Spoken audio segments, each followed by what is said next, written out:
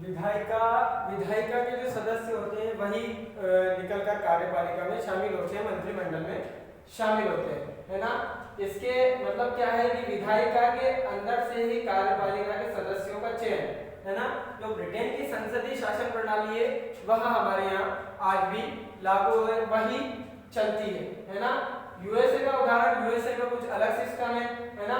हम जब आर्टिकल 123 जो कि मैंने पीडीएफ में दिया हुआ है, आप जब पीडीएफ में जाएंगे, ग्रुप में पीडीएफ खोलेंगे तो आपको 123 आर्टिकल स्पष्टीकरण से मिलेगा। इसके अलावा मैंने आपको कहा है कि एक बार एक्ट खरीद के रखिए, जब भी आर्टिकल बीच बीच में आते हैं तो उन आर्टिकलों को क्लास के बाद तुरंत आपको देख लेना चाहिए, है ना, कि कौन से आर्टिकल हैं, किन के बारे में चर्चा हो रही है, ताकि थोड़ा थोड़ा नॉलेज आपको रहे। बाकी हम आगे धीरे धीरे जब आएंगे तो हम ये आर्टिकल के बारे में चर्चा करेंगे, लेकिन अभी 123 आर्टिकल इसका एक उदाहरण है। इसके बाद जब हम आगे बढ़ते हैं तो दूसरा है प्रायोजित विधान। प्रायोजित विधान क्या होता है?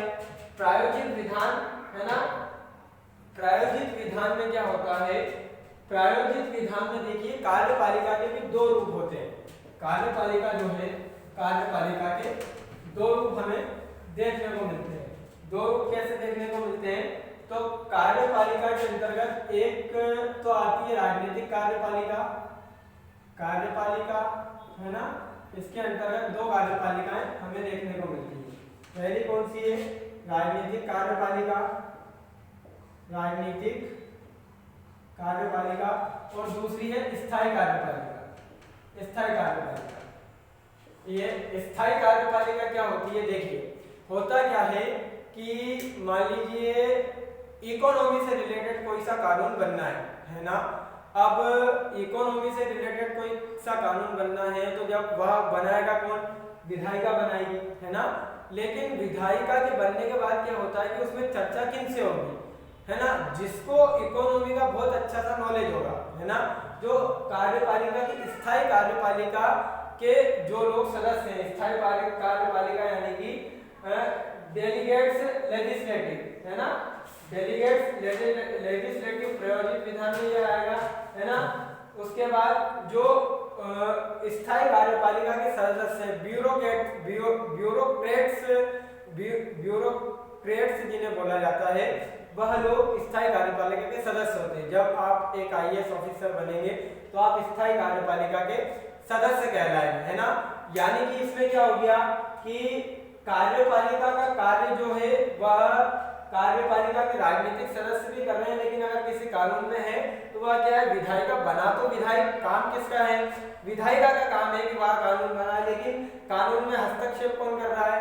कार्यपालिका के स्थायी जो सदस्य हैं वह, क्योंकि नॉलेज उनको है, उनके नॉलेज के बिना कानून कैसे इम्प्लीमेंट होगा? मान लो इकोनॉमी से रिलेटेड जो विद्वान है वह उससे चर्चा करने के बाद ही वह कानून आगे बनेगा, है ना। तो इसी के साथ साथ क्या है कि कहीं ना कहीं विधायिका में कार्यपालिका का मिला जुला रूप होता है। ये एक अपवाद ये हो गया, है ना। इस अपवाद को क्या बोला जाता है? इस अपवाद को बोला जाएगा प्रायोजित विधान, जो प्रायोजित विधान है। उसके बाद तीसरी चीज हम पढ़ते हैं न्यायाधीश निर्मित कानून। न्यायाधीश निर्मित कानून पे जब हम आते हैं तो हम चर्चा करते हैं कि न्यायाधीश निर्मित कानून होता क्या है। देखिए न्यायाधीश निर्मित कानून जो जजमेंट लॉ होते हैं, आपने कुछ समय पहले एक विशाखा का केस सुना होगा, है ना। विशाखा के केस में हुआ क्या कि जो पब्लिकली जगह पर जो महिलाओं के साथ सेक्सुअली हरेसमेंट होते थे, तो हालांकि इस पे कानून कोई बन नहीं पाया, लेकिन जो सुप्रीम कोर्ट था उसने बोला कि जो निर्देश ऊपर से आए हैं, जो निर्देश हमारे पास है, इन निर्देशों का पालन किया जाए। कोई कानून तो बनाया नहीं विधायिका ने, तो उन निर्देशों का पालन किया जाए। तो यानी कि सुप्रीम कोर्ट के द्वारा ये कह देना कि उन निर्देशों का पालन किया जाए, तो एक तरीके से क्या हुआ कि वो एक कानून बन गया, है ना। कानून मतलब सुप्रीम कोर्ट ने कह दिया, मतलब कानून बन गया। तो सुप्रीम कोर्ट के कहने पर आज उन निर्देशों का पालन आज भी हो रहा है। उन निर्देशों का पालन हो रहा है मतलब ये है कि सुप्रीम कोर्ट के द्वारा कहा गया एक वक्तव्य कानून बन गया, है ना। ऐसे कानून जो है वह क्या है? जजमेंट कानून कहलाते हैं। इन कानूनों, ये भी एक अपवाद हो जाता है, कानून बनाने का काम किसका है? कानून बनाने का काम विधायिका का है, लेकिन क्या कर रही है? यहाँ पे हमें देखने को मिल रहा है कि न्यायपालिका ने कानून बना दिया। न्यायपालिका ने बोला कानून बन गया, है ना, कानून बन के चलने लग गया। न्यायपालिका ने बोला कि यार इन निर्देशों पे अमल किया जाना चाहिए, अमल हो रहा है, चल रहा है, तो ये क्या है, ऐसे कानून जो है वह जजमेंट कानून कहलाते हैं। अब इसके बाद जब आगे बढ़ते हैं तो इसमें क्या है, अगला जो पॉइंट ऑफ आता है वो आता है कार्यपालिका सदस्यों द्वारा कार्यपालिका अदालती कार्रवाई की व्यवस्था। देखिए हम जिस शहर में रह रहे हैं, राजगढ़ शहर में, वहाँ पे हमें पता है कि हमारा जिला न्यायालय है, जिला न्यायालय में जिला न्यायाधीश है, जिला न्यायाधीश के नीचे अलग अलग कोर्ट बनी हुई है, हर एक कोर्ट में हर प्रकार से जज बैठे हुए हैं, SC ST एक्ट के लिए अलग जज है ना, सिविल जज अलग है, सभी के लिए अलग अलग जज बैठे हुए हैं। लेकिन जब हम कोर्ट में जाते हैं तो कोर्ट में जाने पे जब हमें पता चलता है कि यार कलेक्टर साहब के यहाँ भी अदालत लगती है, SDM साहब के यहाँ भी अदालत लगती है, तो कलेक्टर साहब तो कलेक्टर है, वह जज का काम कैसे करेंगे, SDM जो है वह SDM है, वह जज का काम कैसे करेगी। लेकिन होता क्या है कि जब स्थितियां बढ़ती हैं, है ना, आपको पता है कि कलेक्टर साहब की अदालत लगती है, कलेक्टर साहब की अदालत में हम जाते हैं, वकील भी जाते हैं, अर्जी लगाते हैं, सजा देना, सजा सुनाना, मतलब जैसा आपको न्यायाधीश न्यायालय के कोर्ट जैसा ही आपको कलेक्ट्रेट कोर्ट मिलेगा, है ना, SDM भी अपनी अदालत लगाते हैं। तो ये क्या है कि अब सजा देना, सजा सुनाना, अदालत लगाना, ये किसका काम है, ये न्यायपालिका का काम है। लेकिन कर कौन रहे हैं, स्थायी कार्यपालिका के जो सदस्य हैं, ब्यूरोक्रेट्स जो हैं, वह ये कार्य कर रहे हैं, वह अपना न्यायालय चला रहे हैं, अपने न्यायालय में फैसले सुना रहे हैं, अपनी अदालत लगा रहे हैं, है ना।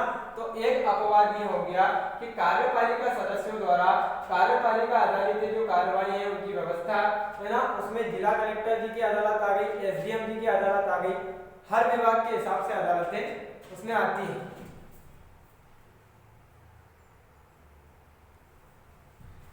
इसके बाद जब हम आगे बढ़ते हैं तो इसमें आगे बढ़ने पे अब हम पढ़ेंगे विनियामक संस्थान। देखिए विनियामक संस्थाओं में आपने सुना होगा सेबी है, TRAI है, RBI है, इन संस्थाओं को ऊपर से आदेश रहता है कि भैया आप बैंकों के ऊपर, आपके ऊपर मतलब आप संप्रभु हैं, आप बैंकों को अपने हिसाब से कंट्रोल कीजिए।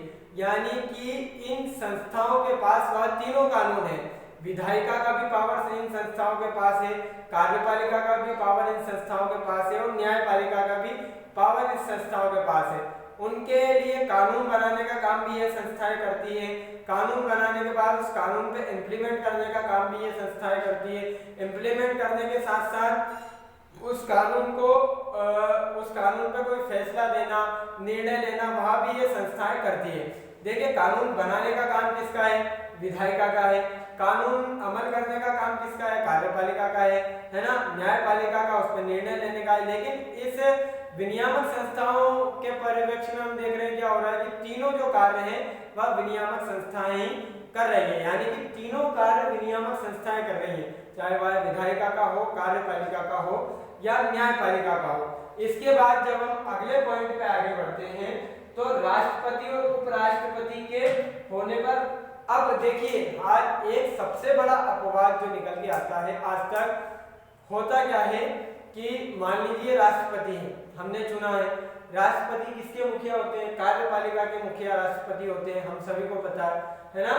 लेकिन जब कार्यपालिका का मुखिया जो है, राष्ट्रपति जो है, वह जब अपने पद को ग्रहण करने में असक्षम होते हैं या अपने पद से कहीं दूर होते हैं या अपने पदभार में नहीं रहते हैं या उनके उस जगह पे नहीं रह पाते हैं, तो उनकी जगह पदभार कौन संभालता है, उपराष्ट्रपति संभालता है।